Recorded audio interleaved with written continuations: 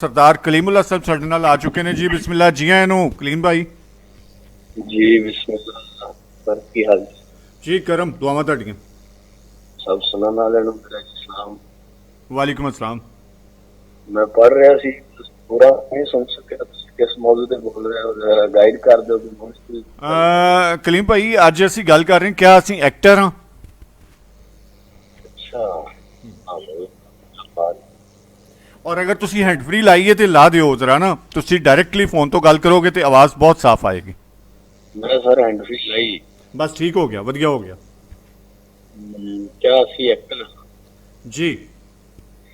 देखो जी, इस कायनात विच हर बंदा ही कोई ना कोई एक्ट कर रहा है। ठीक है।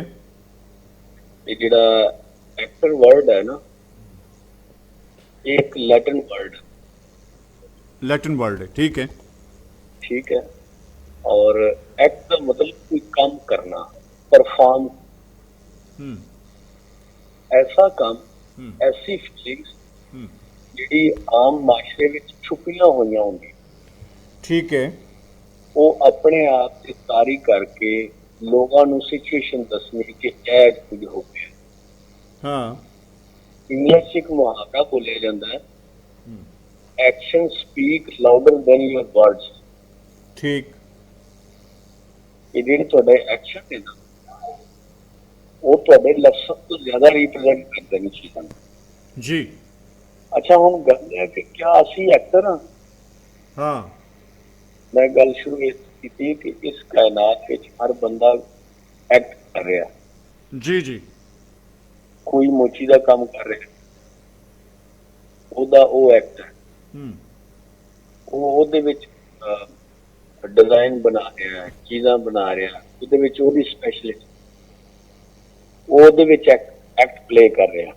हम्म कोई ड्राइवर है, कोई राइटर है, यानी कि डिफरेंट साडे ते तुसीं कह लो कि असीं काम चुने हुए जी जी। इस ते एक्ट ने। ਤੇ ਜਦੋਂ ਅਸੀਂ ਐਕਟਰ ਬਣਨੇ ਆ ਨਾ, ਉਦੋਂ ਅਸੀਂ ਬਾਰਡਰਲੈਸ ਹੋ ਜਾਂਦੇ। अच्छा वाह। ਹਾਂ, ਕਿਉਂਕਿ ਐਕਟਰ ਜਿਹੜਾ ਹੈ ਉਹ ਹਮੇਸ਼ਾ ਸੱਚ ਦੀ ਗੱਲ ਕਰਦਾ ਹੈ। ਔਰ ਦੁਨੀਆ ਵਿੱਚ ਨੰਬਰ 1 ਜਿਹੜੀ ਲੈਂਗੁਏਜ ਅੰਡਰਸਟੈਂਡ ਕੀਤੀ ਜਾਂਦੀ ਹੈ ਹਰ ਇੱਕ ਮਾਸ਼ਰੇ ਵਿੱਚ, ਉਹ ਜੈਸਚਰ ਹੈ। जी। ਦੂਸਰੇ ਨੰਬਰ ਤੇ ਜ਼ੁਬਾਨ ਹੈ ਮਿਊਜ਼ਿਕ ਦੀ। ठीक है। ਉਹ ਚਾਹੇ ਪੰਜਾਬੀ ਚ ਹੋਵੇ, ਗੋਰੀਆਂ ਉਹ ਵੀ ਸੁਣਨਗੀਆਂ ਤੇ ਝੂਮਣਗੀਆਂ। हाँ मतलब कोई भी है ਉਹ ਤੁਹਾਡਾ ਰਿਦਮਿਕ ਲੈਂਗੁਏਜ ਤੁਸੀਂ ਜਿਹੜੀ ਹੈ ਵੇ। ਹਾਂਜੀ। ਤੀਸਰੇ ਨੰਬਰ ਤੇ ਆ ਜਾਂਦਾ ਜੀ ਐਕਟਰ। ਅੱਛਾ। ਇਹ ਵੀ ਇੱਕ ਇੰਟਰਨੈਸ਼ਨਲ ਮੈਸੇਜ ਦੇਣ ਵਾਸਤੇ ਅਸੀਂ ਐਕਟਰਾਂ ਦਾ ਚੁਣਾਵ ਕਰਦੇ, ਠੀਕ ਹੈ। ਕਿਉਂਕਿ ਇਹ ਬਾਰਡਰਲੈਸ ਹੋ ਜਾਂਦੇ, ਹਾਂ ਹਾਂ। ਜਿਗਰਾਫੀਆਈ ਹਦੂਦ ਤੋਂ ਨਿਕਲ ਜਾਂਦੇ ਨੇ। ਰੰਗ ਪਾਤ ਜ਼ਾਤ ਨਸਲ ਊਂਚ ਨੀਚ ਤੋਂ ਅੱਗੇ ਹੋ ਕੇ ਜਦੋਂ ਬੰਦਾ ਨਿਕਲਦਾ ਉਦੋਂ ਐਕਟਰ ਬਣ, ਠੀਕ ਹੈ। ਔਰ ਉਹਦੀ ਬਣਦੀ। ਹੂੰ ਵੇਖੋ ਕਿੰਨੇ ਇੰਡੀਆ ਦੇ ਐਕਟਰ ਨੇ ਸਾਨੂੰ ਅੱਛੇ ਲੱਗਦੇ ਨੇ, ਐਕਟਰ ਨੇ ਉਹ ਇੰਡੀਆ ਨੂੰ ਅੱਛੇ ਲੱਗਦੇ, ਇੰਡੀਆ ਦੀ ਜਿਹੜੇ ਪਬਲਿਕ ਹੈ। ਹਾਂ ਮਤਲਬ ਆਪੋ ਆਪਣੀ ਪਸੰਦ ਹੈ। ਲੇਕਿਨ ਮੈਨੂੰ ਇਹ ਦੱਸੋ ਕਲੀਮ ਸਾਹਿਬ ਕਿ ਤੁਸੀਂ ਇਸ ਵੇਲੇ ਜਿਹੜਾ ਤੁਹਾਡਾ ਲਾਈਫ ਦਾ ਸਟੇਜ ਹੈ, ਇਹਦੇ ਤੇ ਕਿੰਨੇ ਰੋਲ ਕਰ ਰਹੇ ਹੋ, ਕਿਹੜੇ ਕਿਹੜੇ ਰੂਪ 'ਚ ਕਰ ਰਹੇ ਹੋ, ਕਿਹੜੇ ਕਿਹੜੇ ਮਾਮਲੇ 'ਚ ਕਰ ਰਹੇ ਹੋ? ਅੱਛਾ ਨਾ, ਅਸੀਂ ਐਕਟਿੰਗ ਹੈ ਨਾ ਜਿਹੜੀ, ਜੀ।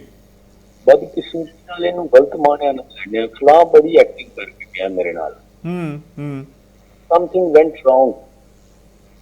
ਹਾਂ ਮਤਲਬ ਅਗਰ ਕੋਈ ਤੁਹਾਡੇ ਨਾਲ ਗੱਲ ਕਰ ਰਿਹਾ ਔਰ ਤੁਹਾਨੂੰ ਇਤਬਾਰ ਨਹੀਂ ਆ ਰਿਹਾ ਤੇ ਤੁਸੀਂ ਕਹਿੰਦੇ ਹੋ ਐਕਟਿੰਗ ਨਾ ਕਰ, ਗੱਲ ਸਿੱਧੀ ਕਰ।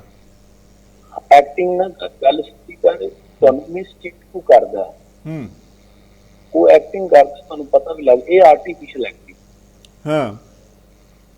ਤੇ ਰੀਅਲ ਐਕਟਿੰਗ ਕਰਨ ਦੀ ਲੋੜ ਹੈ। ਅੱਜ ਕੱਲ ਤੇ ਵੈਸੇ ਆਰਟੀਫਿਸ਼ਲ ਐਕਟਿੰਗ ਹੋ ਰਹੀ ਹੈ, ਇਹਨੂੰ ਅਸੀਂ ਐਕਟਿੰਗ ਨਹੀਂ ਕਹਿ ਸਕਦੇ। ਠੀਕ ਹੈ। ਮੈਂ ਪੁੱਛਿਆ ਸੀ ਕਿ ਤੁਸੀਂ ਇਸ ਵੇਲੇ ਲਾਈਫ ਸਟੇਜ ਤੇ ਕਿੰਨੇ ਰੋਲ ਪਲੇ ਕਰ ਰਹੇ ਹੋ?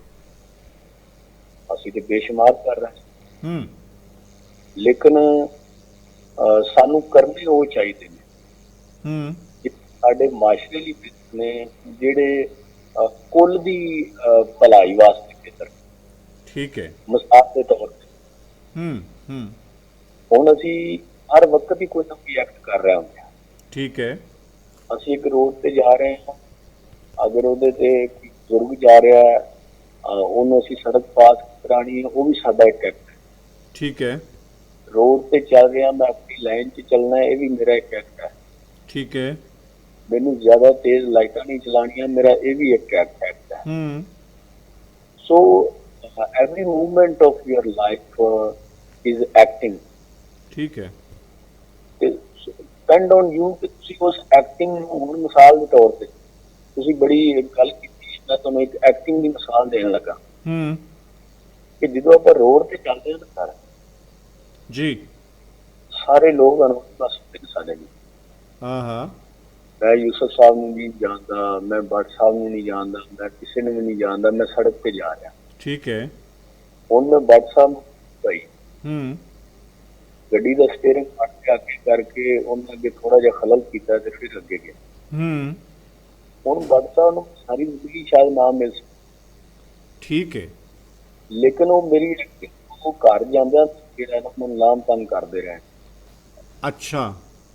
ਅਗਰ ਮੈਂ ਹੱਥ ਦੇ ਇਸ਼ਾਰੇ ਨਾਲ ਉਹਨੂੰ ਕਹਿ ਦਿਆਂ ਕਿ ਭੱਟ ਸਾਹਿਬ ਤੁਸੀਂ ਲੰਘ ਜਾਓ, ਹਾਂ ਤੇ ਮੇਰੀ ਇਹ ਵੀ ਐਕਟਿੰਗ ਹੈ। ਠੀਕ ਹੈ।